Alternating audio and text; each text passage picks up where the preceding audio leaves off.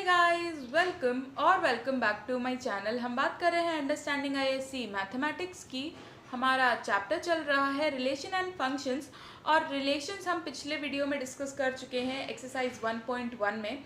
आज हम डिस्कस करेंगे फंक्शंस के बारे में। तो before moving ahead, make sure you have subscribed our channel. And functions की अगर बात करें तो फंक्शंस क्या होते हैं। फंक्शन एक स्पेशल तरह का रिलेशन होता है। रिलेशन हमने पिछले वीडियो में पढ़ा है 1.1 एक्सरसाइज में। डेफिनेशन की बात करें तो वो क्या है, एक्स और वाई अगर दो नॉन एम्प्टी सेट हैं, देन जो X cross Y Cartesian product जो रिलेशन में हमने पढ़ा था वही वाला कार्टेशियन प्रोडक्ट है। ये क्रॉस है और ये एक्स है। एक्स क्रॉस वाई का कोई सबसेट फंक्शन तब बनेगा, इस फंक्शन को हम मैपिंग या मैप भी कहते हैं, वो तब बनेगा जब सारे एक्स, जितने भी एक्स इस कैपिटल एक्स वाले सेट में, मान लेते हैं हमारे पास एक कैपिटल एक्स एक सेट है और एक ये कैपिटल वाई कोई सेट है, इसमें एलिमेंट्स होंगे और ये दोनों नॉन एम्प्टी हैं, यानी कि इसमें एक एलिमेंट कम से कम है ही है। तो इसमें जितने भी हमारे एक्स होंगे उन सब की कोई इमेज इस वाई में मिल रही होगी। यानी कि कुछ ऐसा समझ सकते हैं हम। कैसे समझ सकते हैं, अगर एक्स में हमारे पास मान लेते हैं 1 2 3 है और 4 है, तो ऐसा होना चाहिए इस 1 के पास अपनी एक इमेज होनी चाहिए 1, यहाँ पे मान लेते हैं ए बी और सी डी है। 1 का इमेज ए, 2 का इमेज बी, 3 का इमेज सी और 4 का इमेज डी। ज़रूरी नहीं है कि ऐसा ही हो, कुछ और भी हो सकता है। तब ये जो सेट हमारा बनेगा ये हमारा क्या होगा, ये फंक्शन में बिलोंग करेगा। ये एक्स वाई जो हमारा होगा ये इस फंक्शन में बिलोंग करेगा। और ये फंक्शन एक्चुअली में क्या होता है, फंक्शन का मतलब क्या है, कैसे वर्क करता है, वो भी हम डिस्कस करेंगे। अगर देखा जाए तो फंक्शन एक तरह की मशीन है, ऐसे ऐसे समझ सकते हैं, ये होती नहीं है, ऐसे ऐसे समझ सकते हैं कि इसमें हमने इधर से x को डाला, इनपुट किया हमने x, और हमें आउटपुट पे क्या मिलेगा, आउटपुट पे मिलेगा fx। तो जो हमने देखा कि y से हमें fx मिला, तो बेसिकली क्या है फंक्शन एक ऐसा रूल है जो x के जितने भी एलिमेंट्स हैं, for all x belonging to capital X, जितने भी कैपिटल X सेट से एलिमेंट्स आ रहे हैं, इन सब को एक यूनिक यहाँ पे लिखेंगे, for every x belonging to x there exist a unique y belonging to capital Y। यानी कि इस स्टेटमेंट से क्या आपको ध्यान रखना है, फॉर एवरी एंड यूनिक, मतलब x के हर एलिमेंट के पास अपनी इमेज होनी चाहिए और वो जो इमेज होगी वो यूनिक होनी चाहिए।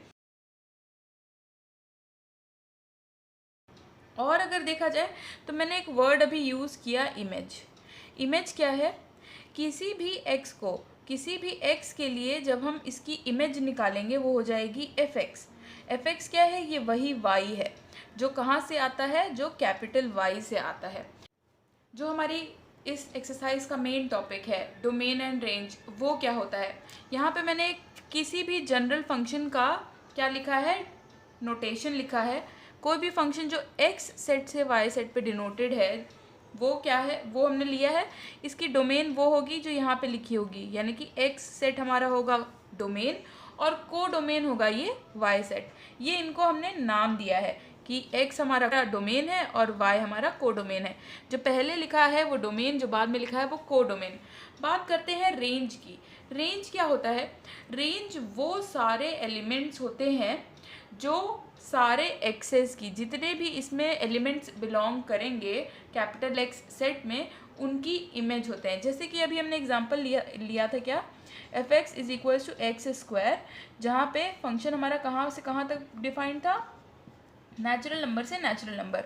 तो यहाँ पे अगर मैं लिखना चाहूँ डोमेन, तो डोमेन कितना होगा, डोमेन हमारा है नेचुरल नंबर, हमारा को डोमेन कितना है, को डोमेन भी है हमारा नेचुरल नंबर।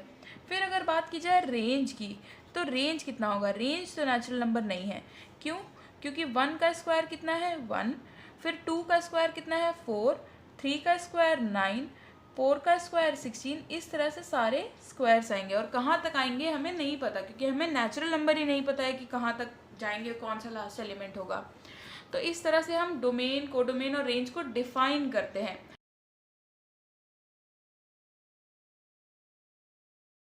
क्वेश्चन नंबर 1, हमें इसकी वैल्यू निकालनी है। कैसे निकालेंगे? f(x) हमें कोई फंक्शन दे रखा है कि x की वैल्यू कोई भी रियल नंबर हो सकती है पर -1 नहीं हो सकती। तो पहले ध्यान जाना चाहिए कि -1 क्यों नहीं हो सकती, क्योंकि अगर x की वैल्यू हम -1 रख देंगे तो ये f(x) इन्फिनिटी हो जाएगा, यानी कि हमें -1 नहीं रखना है, क्योंकि हमारा एम ये होता है कि इसकी कोई रियल वैल्यू आए, इन्फिनिटी माइनस इन्फिनिटी जैसे टर्म्स ना आए।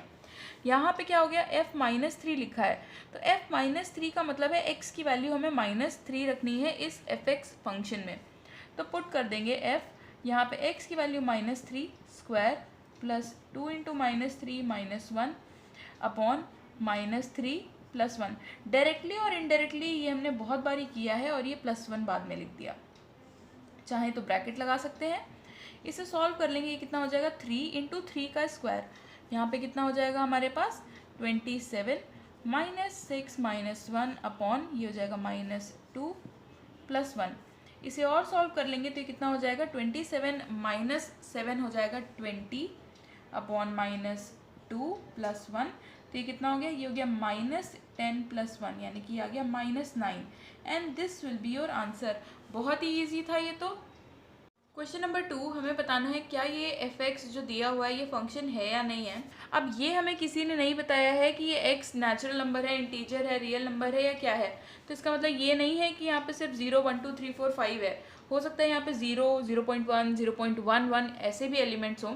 तो हम यहाँ पे क्या करेंगे, एक चीज़ मैंने देखी कि x यहाँ पे 3 के लिए ये वाली भी डेफिनेशन चल रही है और ये वाली भी चल रही है। तो एक काम करेंगे, f(3) की अगर मैं वैल्यू निकालूं, अगर ये x² वाली डेफिनेशन से देखें तो f(3) की वैल्यू कितनी आ रही है 3 का स्क्वायर यानी कि 9। और अगर इस वाली डेफिनेशन से देखें तो f(3) की डेफिनेशन से तो फिर यहाँ से कितना आ रहा है 2 इंटू 3 यानी कि 6। अब f(3) की वैल्यू 2 डिफरेंट वैल्यूज़ आ रही हैं y की, यानी कि ये हमारा फंक्शन नहीं हो सकता, क्योंकि फंक्शन की बेसिक कंडीशन ही यही है कि सारे x के पास अपनी एक यूनिक y की वैल्यू होनी चाहिए, यानी कि किसी भी x के पास एक से ज़्यादा y की वैल्यूज़ नहीं होनी चाहिए। ये हो सकता है कि 2 डिफरेंट x के पास सेम y की वैल्यू हो, पर ऐसा नहीं हो सकता कि सेम x के पास 2 वैल्यूज़ हों। इसको कैसे समझ सकते हैं, इसका कॉन्सेप्ट कैसा है? बेसिकली क्या होता है, अगर हम फंक्शन को देखें तो फंक्शन ये x सेट है, ये y सेट है। हमारा फंक्शन क्या करता है, इधर वाले एलिमेंट्स को इधर वाले एलिमेंट्स से रिलेट करता है। तो ये हमारा इनपुट है एक तरह से और ये हमारा आउटपुट है। तो इसको समझने के लिए हम कैसे समझेंगे, ऐसे समझ सकते हैं, जैसे मान लेते हैं यहाँ पे हमारे पास बहुत सारे एलिमेंट्स हैं और यहाँ पे हमारे पास 3 एलिमेंट्स हैं सिर्फ, ऐसा मान लेते हैं। तो पहली चीज़ है जो फंक्शन कहती है वो क्या है कि सबके पास अपना एक एक y होना चाहिए। तो यानी कि यहाँ पे अगर 5 है और यहाँ पे 3 है, यानी कि सबके पास होने के लिए कुछ भी हो सकता है। मान लेते हैं 1a से रिलेटेड है, 2b से रिलेटेड है, 3c से रिलेटेड है, फिर 4 और 5 इधर x है और इधर y है, और फंक्शन कहाँ से कहाँ मैप हो रहा है, x से y मैप हो रहा है। तो हमें ध्यान रखना है कि इधर का कोई एलिमेंट खाली नहीं रहना चाहिए। हो सकता है कि 4 किसी और से रिलेटेड हो, यहाँ पे देख लेते हैं 4b से रिलेटेड है मान लेते हैं, और 5 यहाँ c से रिलेटेड है। तो यहाँ पे हम कैसे समझ रहे हैं कि किन्हीं 2x के पास इसके एलिमेंट्स क्या है, x है, और इसके एलिमेंट्स है y, जिसको हम f(x) भी बोलते हैं। तो ये जो x's हैं इनके पास सेम वैल्यू हो सकती है y की, लेकिन किन्हीं 2x के पास सेम वैल्यू अगर x की है, ऐसा हो सकता है, आप समझ सकते हैं कि ऐसा डायग्राम बन सकता है या ऐसा बन सकता है, पर ऐसा कभी नहीं बनेगा कि यहाँ पे सिंगल वैल्यू हो और यहाँ पे 3 आ जाए। इसको एक तरीके से और समझा जा सकता है या ध्यान रखा जा सकता है, वो ऐसे कि मान लेते हैं कोई चिप्स बनाने की कंपनी है, तो उसमें पूरा मशीन पूरा सिस्टम लगा हुआ है जो कि एक फंक्शन है। तो यहाँ पे अगर आप पोटैटो डाल रहे हैं तो यहाँ से आपके क्या निकलेंगे, पोटैटो चिप्स निकलेंगे। ये तो श्योरिटी है कि अगर पोटैटो आप डालेंगे तो पोटैटो चिप्स निकलेंगे। वहीं पे मशीन में अगर आप पोटैटो की जगह बनाना डाल देंगे तो मशीन का तो काम सेम है, वो उसे क्या करेगी, वो उसे स्लाइस करेगी, फ्राई करेगी और चिप्स बना देगी। तो यहाँ से भी आपको चिप्स मिलेंगे, यानी कि इन दोनों से तो आपको सेम चीज़ मिल गई चिप्स। बट क्या ऐसा हो सकता है कि आप पोटैटो इनपुट करें यहाँ से और आपको दो डिफरेंट चीज़ें मिलें, यानी कि आप पोटैटो इंटर कर रहे हैं, फंक्शन यही सेम रहेगा, तो आपको यहाँ पे एक जगह चिप्स मिल जाए और एक जगह कोई और प्रोडक्ट मिल जाए, तो ऐसा तो नहीं हो सकता है। तो यहाँ पे हमारा क्या चीज़ वर्क करती है कि ये साइन आ सकता है, ये साइन नहीं आ सकता है। इसको एक तरह से और भी देखा जा सकता है, जब आप फंक्शंस लिख रहे होंगे, जैसे इसके लिए अगर हमें लिखना हो तो क्या होगा, 1, फिर 2, फिर 3, फिर 4, और 5, ऐसा हुआ। फिर यहाँ पे आप क्या देखेंगे कि आपके पास x एलिमेंट में 1 to 5 एलिमेंट्स थे, तो आप देखेंगे क्या x की पोजीशन पे जितने भी एलिमेंट्स लिखे हुए हैं वो 1 to 5 सारे हैं। 1, 2, 3, 4, 5 देखा आपने, वो ठीक है। उसके बाद आपको ये चीज़ देखना है क्या 1 2 बार तो नहीं आ रहा है। अगर कहीं पे ऐसा हो जाए कि एक और बार 1 लिखा हो, मान लेते हैं यहाँ पे 1, लिखा होता, तो इसका मतलब होता है कि 1 पे भी जा रहा है और 1 पे भी आ रहा है, यानी कि ये गलत हो जाता। तो अगर इस फॉर्मेट में लिखा होगा तो देखना बहुत ही आसान है, और इसमें लिख दिया होगा तो भी बहुत ही आसान है। इसमें आपको चेक करना है कि ऐसे साइंस हों पर ऐसे बिल्कुल भी ना हो, और इसमें आपको चेक करना है कि 1 to 5 अगर दिया हुआ है तो यहाँ पे 5 तक लिखा हो, और उसके बाद फिर क्या हो सकता है, फिर यहाँ पे कुछ भी लिखा हो, उससे कोई फ़र्क नहीं पड़ता है आपको। तो अगर हम क्वेश्चन 2 देखें, हमने इतना सारा डिस्कशन किया फंक्शंस के बारे में कि कब वो वैलिड होगा कब नहीं होगा, तो जो लास्ट वाली डेफिनेशन अगर हमने जो की है उसके अकॉर्डिंग देखें तो हमारे पास दो एलिमेंट्स फॉर श्योर होने वाले हैं किसी भी एफ सेट में। वो कौन से हैं, बहुत सारे होंगे, हमें नहीं पता कौन कौन से, पर एक 3,9 और 3,6 होगा ही होगा। तो यहीं पे हमने डिस्कस किया था कि ये रिपीट नहीं होना चाहिए एक्स वाली वैल्यू, और ये रिपीट हो गई, इसलिए ये फंक्शन नहीं है। और अगर आपको स्टेटमेंट लिखना है, क्योंकि उसमें दिया है कि जस्टिफाई करना है, तो आप जस्टिफाई कैसे करेंगे, since 3 has 2 different images in y, therefore it is not a function। Question number 3, हमें जिसकी वैल्यू निकालनी है उसके लिए क्या करेंगे, पहले f-3 निकाल लेते हैं। तो यहाँ पे क्या करेंगे, x की वैल्यू -3 इसमें पुट करेंगे, तो ये जगह 3 इंटू -3 -2, तो ये कितना आ गया, -9 -2 यानी कि -11। फिर हम देखेंगे f0 की वैल्यू कितनी है, f0 तो हो गया 0 - 2 यानी कि -2। फिर हम निकालेंगे f7 की वैल्यू, f7 कितना होगा, 3 इंटू 7 -2, 7 3 ज़ा 21, और ये -2 19। फिर मैं वैल्यू एक्चुअली में निकालनी किसकी थी, हमें निकालनी थी f-3 plus f0 into f7 की वैल्यू, पुट कर देंगे -11 प्लस f0 कितना है, -2 इंटू यहाँ पे 19, तो कितना हो गया, -11 -38, ये हो गया -49, and this will be your answer. Question number 4, हमें ये f(x) हमें डिफाइन किया गया है कि फंक्शन क्या है, हमें उस x की वैल्यू निकालनी है जिस पे f(x) 15 के इक्वल आ जाए। तो यहाँ पे हम क्या करेंगे, f(x) की वैल्यू पुट कर देंगे, ये हो गया 15। यहाँ से अगर हम देखें तो 2x² is equals to 18, x² is equals to 9, तो x की वैल्यू कितनी आएगी। तो जब भी हम यहाँ पे अंडर रूट लेंगे, हम सबसे पहले चेक करेंगे क्या कोई x पे कंडीशन लगी हुई है कि ये नेचुरल नंबर है, इंटीजर है, रियल नंबर है, क्या है, उसके अकॉर्डिंग ही हम यहाँ पे x की वैल्यूज़ दे सकते हैं। तो यहाँ पे हम क्या करेंगे, यहाँ पे हम देख सकते हैं कि x की वैल्यू हमारी डिफाइन नहीं है कि कहाँ से आ रहा है x, तो x की दोनों वैल्यूज़ हम लिखेंगे +3 और -3, क्योंकि +3 का भी स्क्वायर 9 और -3 का भी square 9, and this will be your answer. फिर से क्वेश्चन नंबर 5 सिमिलर क्वेश्चन है, उस x की वैल्यू निकालनी है जब f(x) की वैल्यू 215 हो जाए, पुट कर देंगे तो ये कितना हो जाएगा, x³ - 1 इज इक्वल्स टू 215। यहाँ से अगर हम देखें तो x³ is equals to 216।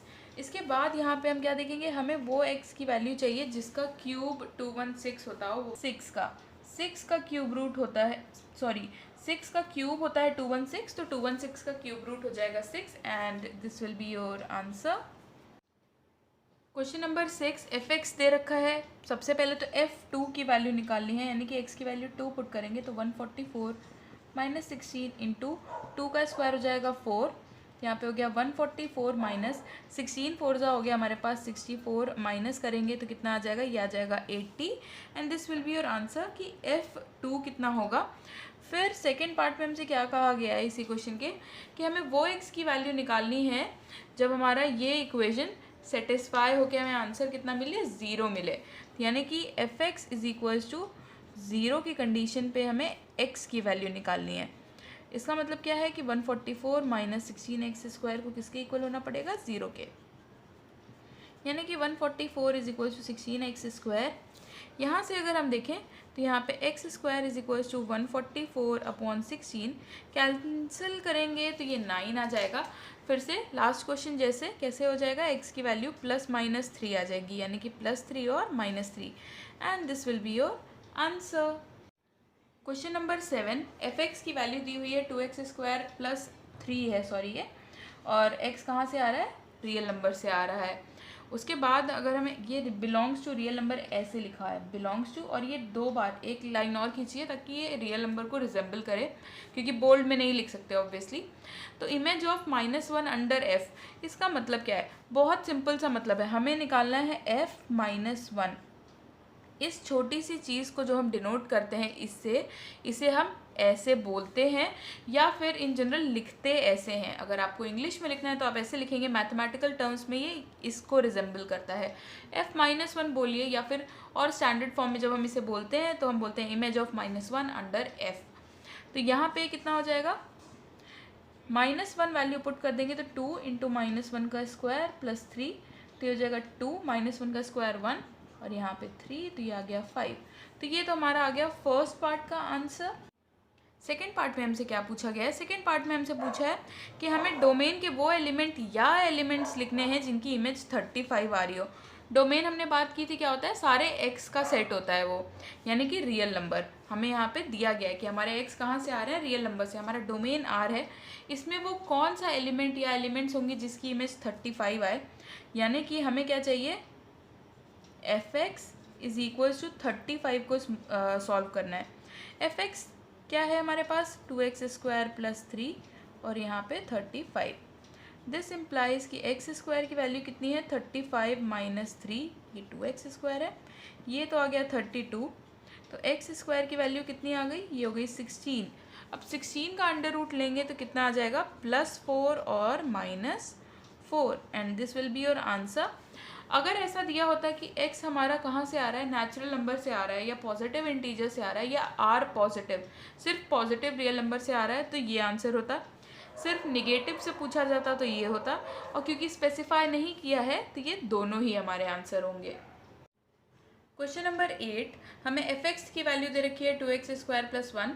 Domain दे रखा है f का, डोमेन को हम df से भी डिनोट करते हैं कभी कभी, और रेंज को हम rf से डिनोट करते हैं।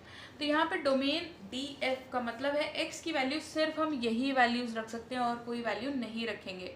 रेंज निकालने के लिए हम क्या करेंगे, ये सारी x की वैल्यू पुट करके देखेंगे कि fx की वैल्यू कितनी कितनी आ रही है।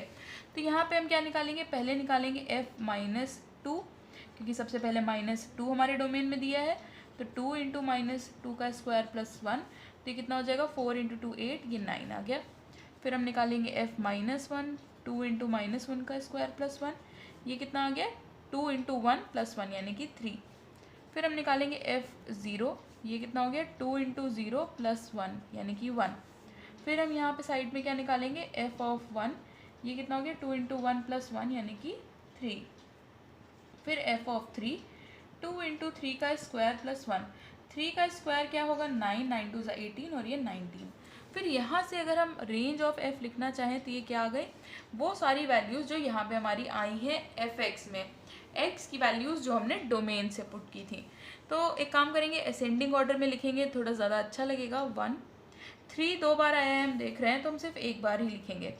फिर 9 और फिर 19, तो ये है हमारा रेंज। तो यहाँ से हमें क्लियर हो गया कि ज़रूरी नहीं है कि जितने एलिमेंट्स डोमेन में होंगे उतने रेंज में हो ही हो, उससे कम भी हो सकते हैं। फिर सेकेंड पार्ट में हमसे क्या बोला गया है, हमसे बोला गया है कि हमें वैल्यू निकालनी है f(3) इंटू f(-2) की। तो यहाँ पे कितना हो जाएगा, f(3) हमने यहाँ पे निकाला है 19 है और f(-2) है 9, तो ये हम सॉल्व कर लेंगे, कितना आ जाएगा ये 19 9 होता है 171 and this will be your answer.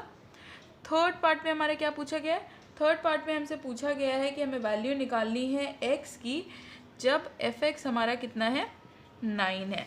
तो यहाँ पे हम सॉल्व नहीं करेंगे, ऑब्वियस सी बात है, हम यहाँ पे क्लियरली देख सकते हैं कि 9 कब आ रही है हमारी वैल्यू, जब x हमारा -2 है।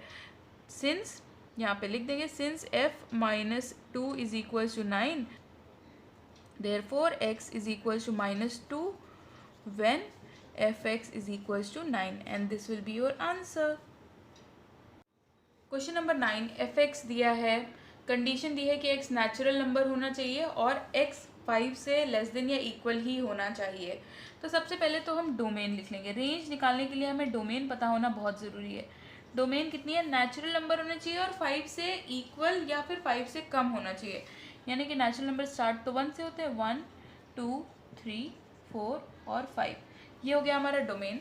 रेंज निकालने के लिए सेम प्रोसीजर, f1 की वैल्यू निकालेंगे 1 स्क्वायर प्लस 3 यानी कि 4, फिर हम f2 निकालेंगे तो यहाँ पे कितना हो जाएगा 7, f3 ये कितना हो जाएगा 3 स्क्वायर प्लस 3 ये हो गया 12, फिर हम निकालेंगे f4 की वैल्यू तो हो गया 4 स्क्वायर प्लस 3 यानी कि 19, फिर f5 की वैल्यू यानी कि 5 स्क्वायर प्लस 3 ये हो गया हमारे पास 28। तो ये हमारी आ गई f(x) की वैल्यूज़। अब अगर हमें रेंज लिखनी है यानी कि r ऑफ f, तो वो क्या होंगी, वो ये वाली वैल्यूज़ होंगी। फिर से असेंडिंग ऑर्डर में लिखने का ट्राई करेंगे, 4 7 12 19 और 28। तो ये रेंज आ गई हमारी। इस बार हमारे डोमेन और रेंज में सेम नंबर ऑफ एलिमेंट्स हैं। फिर सेकेंड पार्ट में हमसे क्या बोला गया है, सेकेंड पार्ट में हमसे बोला गया है कि हमें f2 इंटू f5 की वैल्यू निकालनी है। कितनी आएगी, f2 है 7 और f5 कितना है 28। तो ये कितना आ गया हमारे पास, ये आ गया हमारे पास 196। फिर थर्ड पार्ट में क्या पूछा गया है, थर्ड पार्ट में हमसे पूछा गया है कि हम क्या f-3 एग्जिस्ट करता है कि नहीं करता है। तो यहाँ पे हम लिखेंगे f of -3 does not exist, because क्यों एग्जिस्ट नहीं करता है, क्योंकि जो -3 है ये हमारे डोमेन में नहीं आता। ये डोमेन में नहीं आता, इसका मतलब इसकी इमेज तो होना पॉसिबल है ही नहीं। इसके बाद अगर फोर्थ पार्ट देखा जाए तो फोर्थ पार्ट में हमसे क्या पूछा गया है, हमसे पूछा गया है x जब f(x) की वैल्यू कितनी है, when f(x) is equals to 7। तो हम देखेंगे कि f(x) की वैल्यू 7 कहाँ पे आ रही है, यहाँ पे आ रही है f(2) में। Since f(2) is equals to 7, this implies x is equals to 2 when f(x) is equals to 7 and this will be your answer।